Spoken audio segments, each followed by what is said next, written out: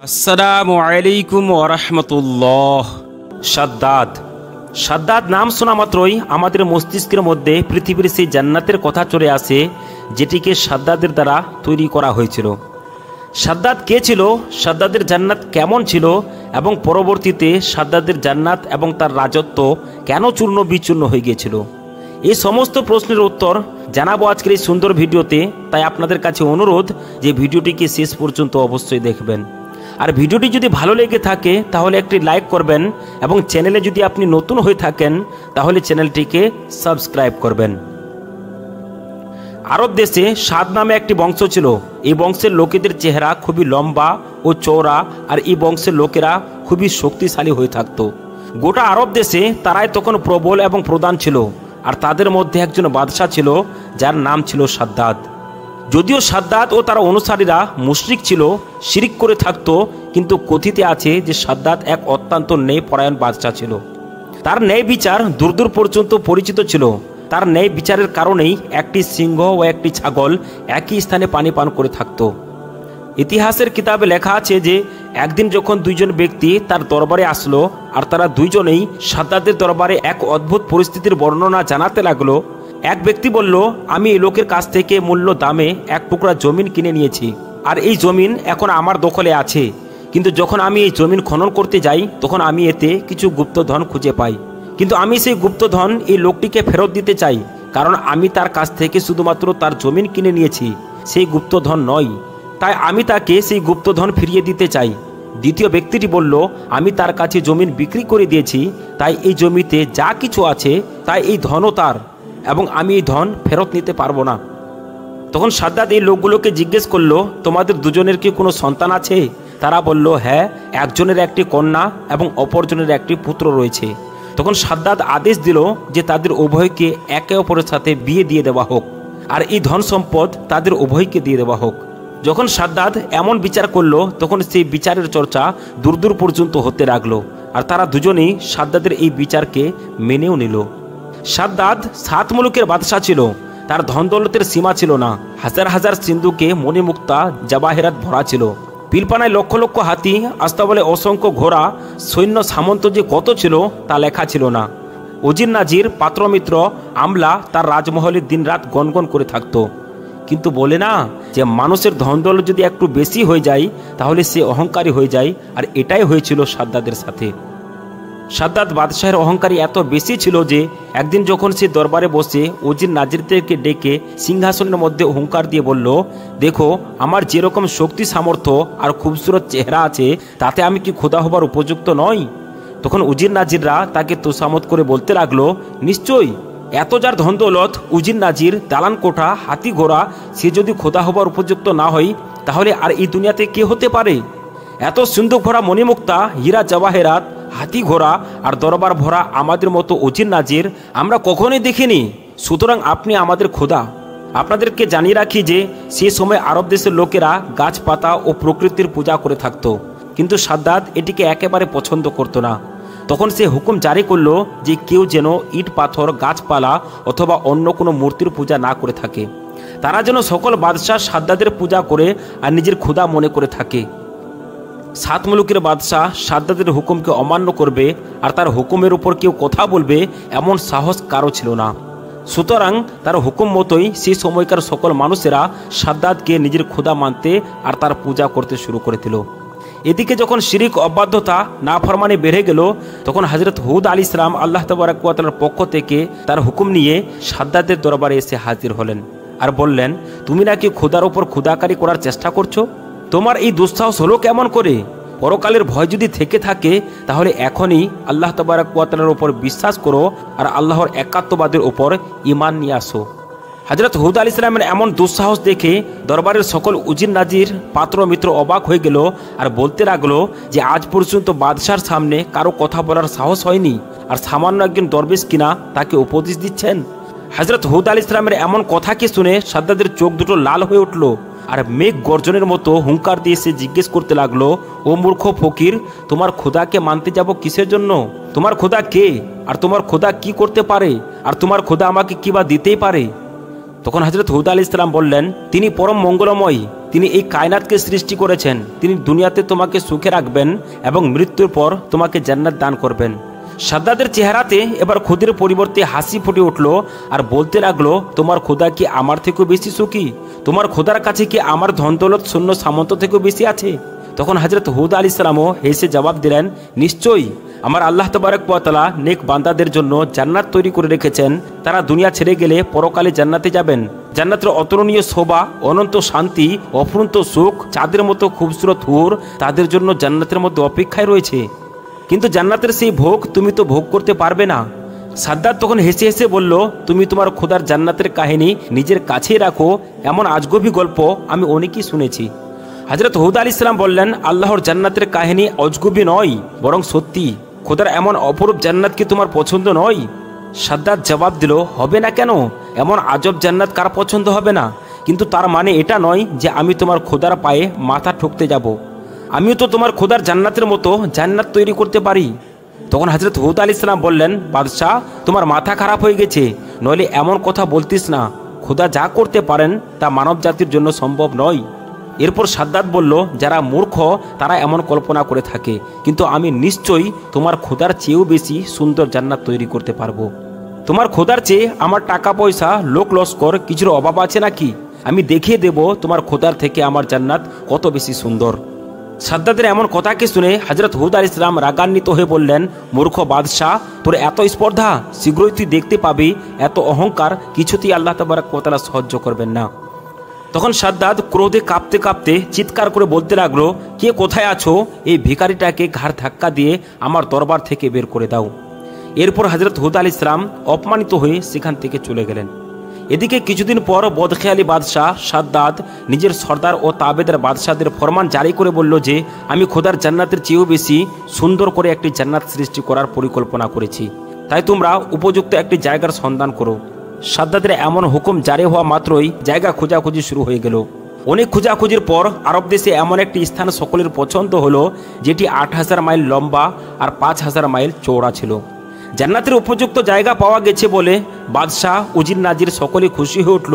তারপর হুকুম জারি করলো যে ৭ মুলুকে যেসব হীরা মণিমুক্তা জাওয়াহিরাত আছে সেই সব এক জায়গায় জড়ো করতে হবে। বাদশাহের এমন হুকুম শোনার পর কেউ তার অমান্য করতে সাহস করল না। আর দেখতে না দেখতে দামি দামি হীরা মণিমুক্তা জাওয়াহিরাত সাদ্দাতের দরবারে জমা হতে লাগলো। দুনিয়ার যেখানে যত সুন্দর মূল্যবান জিনিস ছিল, বেহেদ সর্বাঙ্গে সুন্দর ইয়াকুত ও মার্বেল জোগাড় করা হলো। লক্ষ লক্ষ মজদুর ও কারিগর সেখানে কাজ করতে শুরু করে দিল এবং দিনরাত পরিশ্রম করার পর আর ৩০০ বছর ধরে প্রতিনিয়ত কাজ করার পর সাদ্দাতের সে জান্নাত একেবারে তৈরি হয়ে গেল। সাদ্দাতের এই জান্নাত সত্যি বিচিত্র, কারুকার্যময় ও অপরূপ চমকপ্রদক ছিল। এই জান্নাতের যেদিকে নজর দেওয়া যায় সেদিকে অপরূপ, পুরো চারিদিকে শ্বেত পাথরের দেওয়াল ও থাম অবস্থিত ছিল। সত্যি সাদ্দাতের এই জান্নাত দেখে চোখ জুড়িয়ে যেত। দেওয়ালের ওপর নানান রঙের ইয়াকুত পাথর দিয়ে এমন সুন্দর লতাপাতা ও ফুল দিয়ে তৈরি করা হয়েছিল যে ভ্রমর ও মৌমাছিরা পর্যন্ত জীবন্ত মনে করে তার উপর এসে বসে থাকত। এই জান্নাতের চারিপাশে হাজার হাজার জললণ্ঠন চলত, কিন্তু বাতির দরকার হতো না। অন্ধকার রাত্রেও সে গরুগুলো চাঁদের আলোর মতো উজ্জ্বল হয়ে উঠত। লেজের ওপর নানান রঙের, নানান আকারে সুন্দর সুন্দর ফুলদানি তাতে সাজানো হয়েছিল। তা থেকে আতর, গোলাপ, নাশক ও জাফরানের খুশবু ছুটছিল। মহলের চারিপাশে বাগান, সোনারোপার গাছ, তার পাতা, ফুল ফল নানান বনের পাথর দিয়ে তৈরি করা হয়েছিল। ভ্রমর ও মৌমাছিগুলো এমন সুন্দরভাবে নির্মিত যে তারা বুঝি সত্যি সত্যি ফুলের ওপর বসে মধুপান করছে। সেসব ফুল ফল থেকে যে সরব বের হচ্ছে তাতে চারিদিকে বাতাস সুরসুর করছে। আর এইসব গাছের নিচে দিয়ে কুলকুল শব্দে বই চলছে গোলাপ পানির নহর। তার পানি এত স্বচ্ছ যে মণিমুক্তার ধারা বই যাচ্ছে। সেই নহরের ধারে ধারে হীরা মণিমুক্তা বানানো ঘাট, সেখানে চুনি পান্নার তৈরি শত শত সুন্দরী নারীরা যেন গোসল করছে। সে জান্নাত শুধুমাত্র দেখতেই সুন্দর ছিল না, বরং সেখানে বসবাসকারীদের জন্য আরামদায়ক ও সুন্দর করা হয়েছিল। সাদ্দাতের সেই জান্নাত যখন পরিপূর্ণভাবে তৈরি হয়ে গেল আর সাদ্দাতকে এর সংবাদ দেওয়া হলো যে তার জান্নাত একেবারে প্রস্তুত এবং তিনি এখন এই জান্নাতকে পরিদর্শন করতে পারেন, তখন সাদ্দাত নিজের উজির নবাবকে হুকুম জারি করে জানিয়ে দিল যে তারা যেন শীঘ্রই সাদ্দাতের দরবারে একত্রিত হয়। সাদ্দাত তাদেরকে সঙ্গে নিয়ে তার জান্নাত দেখতে যাবেন। বাদশাহের এমন হুকুম শোনার পর তারা নাচতে লাগলো এবং হরদমবাজি করতে লাগলো। একদিন তখন সাদ্দাত একটি শুভ দিনে সুন্দর সজ্জিত ঘোড়ায় চড়ে পাত্র মিত্র উজির নাজির লোক লস্কর সৈন্য সামন্তকে সঙ্গে নিয়ে ঢাকঢোল বাজাতে বাজাতে হাজারো বাদশাহ তার সৃষ্টি জান্নাতকে দেখতে আসতে লাগলো। সাদ্দাত সকলের আগে আগে যাচ্ছিল। গল্প গুজব করতে করতে তারা এগিয়ে চলতে লাগলো। এমনই করতে করতে তারা জান্নাতের দরজায় এসে হাজির হয়ে গেল। এরপর যখন সাদ্দাত জান্নাতের দরজায় একটি রূপবান যুবককে দাঁড়িয়ে থাকতে দেখতে পেল, তখন তার সুন্দর চেহারা দেখে খুশি হয়ে তাকে জিজ্ঞেস করলো, তুমি কি এই জান্নাতের দারওয়ান? যুবক বলল, না, আমি মালাকুল মউত। সাদ্দাত চমকে উঠে জিজ্ঞেস করলো, তার মানে? উত্তর করে বলল, তোমার প্রাণ বের করে নিয়ে যাবার জন্য আল্লাহ তাবারক ওয়া তাআলা আমাকে পাঠিয়েছেন। সাদ্দাত তখন চিৎকার করে বলতে লাগলো, আমার সঙ্গে তামাশা? কি আছিস তুই বল। মালাকুল মউত হযরত আজরাইল আলাইহিস সালাম বললেন, হ্যাঁ, আমি তোমার মউত, তোমার প্রাণকে বের করতে এসেছি। এরপর সাদ্দাত হযরত আজরাইল আলাইহিস সালামকে নিজের সৃষ্টি জান্নাত থেকে বের করতে অগ্রসর হলো। কিন্তু কি আশ্চর্য, তার হাত উঁচু হয়ে থেকে গেল। আল্লাহু আকবার। এরপর সাদ্দাত চিৎকার করে বলতে লাগলো, সৈন্যগণ, এই শয়তানকে মাটিতে পুঁতে ফেলো। তখন মালাকুল মউত অট্র হাসি হেসে প্রশ্ন করলেন, কই তোমার সৈন্য সামন্ত? সাদ্দাত যখন পিছনে ফিরে দেখতে লাগলো, তখন দেখতে পেল তার লোক লস্কর সৈন্য সামন্ত একেবারে নিশ্চিহ্ন হয়ে গেছে। সাদ্দাত তখন ভয়ে আরও বেশি করে কাঁপতে লাগলো আর ভীত কণ্ঠে বলতে লাগলো, সত্যি কি আপনি আজরাইল? তখন হযরত আজরাইল আলাইহিস সালাম বললেন, হ্যাঁ, আমি মালাকুল মউত আজরাইল আলাইহিস সালাম। সাদ্দাত আবার খুব কোমল ও উদ্বিগ্ন হয়ে বলতে লাগলো, আমাকে আমার জান্নাত শুধুমাত্র একবার দেখতে দাও, তারপর তুমি আমার প্রাণ কেড়ে নেবে। তখন মালাকুল মউত বললেন, এই হুকুম শুধুমাত্র পৃথিবীর মানুষদের জন্য। আল্লাহ তাবারক ওয়া তাআলার হুকুম পাওয়ার পর আমার ক্ষমতা নেই যে আমি তোমাকে 1 সেকেন্ডেরও সময় দিই। তখন সাদ্দাত শিশুদের মতো বেউ বেউ করে কেঁদে উঠল আর মিনতি করে বলল, একটুকু সময় দাও আমাকে। অনেক সাধ করে আমি জান্নাতকে তৈরি করেছি, একটিবার আমায় এই জান্নাত দেখতে দাও। এ বলে সে ঘোড়া থেকে নেমে আসার চেষ্টা করলো। তখন মেঘের মতো গর্জন করে হযরত আজরাইল আলাইহিস সালাম বলল, খবরদার, এক পাও এগিয়ে আসবে না। সাদ্দাত ভীষণভাবে কাঁপতে শুরু করলো আর সেই অবস্থাতেই হযরত আজরাইল আলাইহিস সালাম তার প্রাণ বের করে নিয়ে চলে গেলেন। আল্লাহু আকবার। তারপর হঠাৎ করে একটা ভীষণ আওয়াজের সঙ্গে সঙ্গে সাদ্দাতের অতি সাদের জান্নাত, তার স্ত্রী, তার লোক লস্কর, উজির নাজির, পাত্রমিত্র সবকিছুই চোখের পলকে মাটির সাথে বিলুপ্ত হয়ে গেল। দুনিয়ার উপর তার আর কোনো চিহ্নই বাকি রইল না। ইতিহাসের কিতাবে লেখা আছে যে একদিন আল্লাহ তাবারক ওয়া তাআলা হযরত আজরাইল আলাইহিস সালামকে জিজ্ঞেস করলেন, হে আজরাইল, তুমি যুগে যুগে মানুষের প্রাণ কবজ করে এসেছো এবং প্রথম থেকেই এটি তোমার কাজও রয়েছে, কিন্তু তুমি কি কখনো কারো প্রাণ কবজ করার সময় কষ্ট অনুভব করেছো? তখন হযরত আজরাইল আলাইহিস সালাম বললেন, আমি তো সবার প্রতি করুণা করে থাকি, সবার জান বের করার সময় আমার কষ্ট হয়। তখন আল্লাহ রাব্বুল আলামিন বললেন, তুমি কার জন্য সবচেয়ে বেশি কষ্ট অনুভব করেছিলে? অতঃপর হযরত আজরাইল আলাইহিস সালাম বললেন, হে আল্লাহ, একদিন আমি তোমার হুকুম অনুসারে একটি জাহাজ ভেঙে তার তক্তাগুলোকে বিচ্ছিন্ন করে দিয়েছিলাম। এরপর একটি জোরদার হাওয়া এসে সেই জাহাজটিকে ডুবিয়ে দিয়েছিল এবং বিদ্যুতের মতো অল্প সময়ের মধ্যেই নৌকার সমস্ত মানুষেরা মারা গিয়েছিল। কিন্তু একটি মহিলা যার পেটে বাচ্চা ছিল, সেই মহিলাটি একটি তক্তার সাহায্যে নিজেকে বাঁচিয়ে এনেছিল। যখন সেই মহিলার পেট থেকে ছেলের জন্ম হলো, তখন মা খুবই চিন্তায় পড়ে গিয়েছিলেন, কিন্তু তখনই আপনার হুকুম হয়েছিল সে মায়ের প্রাণ কবজ করার আর এই ছেলেটিকে তার পাশে একা শুয়ে দেওয়ার। হে মাবুদ, সেই সময় আমি খুবই কেঁদেছিলাম আর মনে মনে ভেবেছিলাম যে এই ছোট্ট শিশুটির কি হবে। এই শিশুটি এখানে হয়তো যন্ত্রণায় মারা যাবে অথবা বনের পশু বা জানোয়াররা খেয়ে ফেলবে। ইয়া রাব্বুল আলামিন, আপনি অবশ্যই জানেন যে আমি সেই সময় কত কেঁদেছিলাম। তার একাকিত্বকে ভেবে আমার হৃদয় ভরে গিয়েছিল এবং দ্বিতীয়ত সাদ্দাতের জন্য খুব দুঃখিত হয়েছিলাম। সে বহু বছর ধরে একটি বিল্ডিং তৈরি করেছিল, মানে জান্নাত তৈরি করেছিল, কিন্তু সে তার এক ঝলকও দেখতে পেল না আর মনে মনে দুঃখ ও অনুশোচনা নিয়ে সে এই পৃথিবী ছেড়ে চলে গেল। তখন আল্লাহ রাব্বুল আলামিন বললেন, হে আজরাইল, সমুদ্রের মধ্যে যে মায়ের জান কবজ করতে তোমার কষ্ট হয়েছিল সেই শিশুটি ছিল সাদ্দাত। আমি তার মায়ের মৃত্যুর পর সূর্য ও বায়ুকে আদেশ দিয়েছিলাম যে তুমি তাকে তোমার ঠান্ডা তাপ ও বাতাস দিয়ে কষ্ট দিও না, আর বাতাসকে ফুলের পাতা উড়িয়ে তার জন্য একটি ফর্স তৈরি করার নির্দেশ দিয়েছিলাম। তারপর আমি তার হাতের আঙুল দিয়ে দুধ ও মধুর নহর তৈরি করেছিলাম। কত দয়া করে তার জীবন বাঁচিয়েছিলাম, তাকে ধন দৌলত দিয়েছিলাম, বাদশাহ বানিয়েছিলাম, সমস্ত নিয়ামত তাকে দিয়েছিলাম। কিন্তু সমস্ত নিয়ামত পাওয়া সত্ত্বেও সে কৃতজ্ঞতা না হয়ে নিজেকে খোদা বলে দাবি করতে শুরু করে দিল। বন্ধুরা, আজকের ভিডিওতে ছিল সাদ্দাত ও জান্নাতের ঘটনা। সাদ্দাত নিজের অহংকারের কারণে এই জান্নাতকে তৈরি তো করে দিয়েছিল, কিন্তু আল্লাহ তাবারক ওয়া তাআলা নিজের ক্ষমতা দ্বারা তাকে এবং তার জান্নাতকে ধ্বংস করে দিল আর তাকে পৃথিবীর মানুষদের জন্য একটি নিদর্শন বানিয়ে দিল। বন্ধুরা, একটি কথা আমাদেরকে সবসময় মনে রাখতে হবে যে শুধুমাত্র ধন সম্পদ অর্জন করেই কিছু হবে না, ধন সম্পদের সাথে সাথে নেক আমলেরও প্রয়োজন।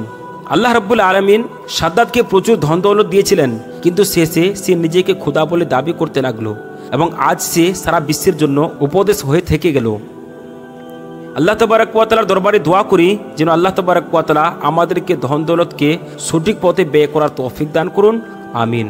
বন্ধুরা, যদি ভিডিওটি ভালো লেগে থাকে তাহলে একটি লাইক করবেন এবং চ্যানেলে যদি আপনি নতুন হয়ে থাকেন তাহলে অনুগ্রহ করে চ্যানেলটিকে সাবস্ক্রাইব করবেন। আসসালামু আলাইকুম ওয়া রাহমাতুল্লাহি ওয়া বারাকাতুহু।